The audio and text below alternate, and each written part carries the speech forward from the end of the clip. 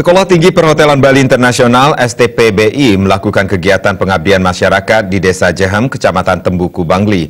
Pengabdian masyarakat ini bertujuan memperkuat SDM warga setempat agar bisa mengelola potensi wisata Desa Jehem.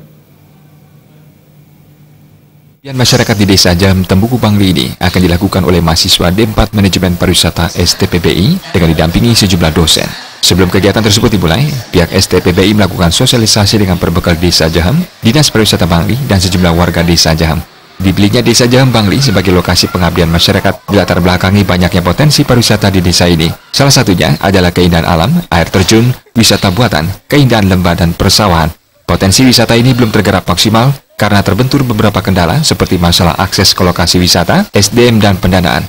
Melihat permasalahan tersebut, STPBI terpanggil untuk membantu warga setempat agar bisa mengelola potensi desanya dengan maksimal.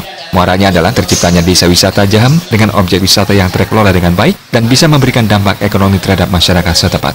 Menurut Head of Tourism Management Program STPBI, Komang Trisna Pratiwi Arcana, kegiatan pengabdian masyarakat tersebut akan berlangsung selama 2 minggu yang akan diisi dengan kegiatan kursus singkat seperti pelatihan pelayanan jasa akomodasi dan makanan, pelatihan pengelolaan destinasi wisata dan atraksi wisata, pelatihan pelayanan jasa tour and travel, pelatihan bahasa Inggris, pengelolaan kelompok sadar wisata, pelayanan dasar pariwisata, dan pelatihan dalam manajemen pemasaran.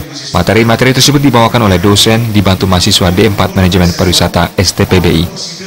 Pengabdian masyarakat ini diharapkan ke depan bisa membuat potensi desa wisata Jehem menjadi destinasi pariwisata favorit yang pada akhirnya bisa meningkatkan taraf kesejahteraan masyarakat setempat.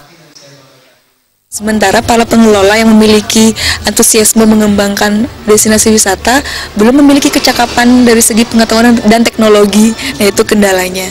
Nah, tapi memang yang di Antugan-Tukat Melangit ini swadaya masyarakat, Pak. Jadi belum ada bantuan dari pemerintah. Semoga mungkin melalui kegiatan ini nanti pemerintah kabupaten bisa memberikan perhatian lebih dan mengembangkan industri pariwisata yang ada di Desa Jehem Bangli ini.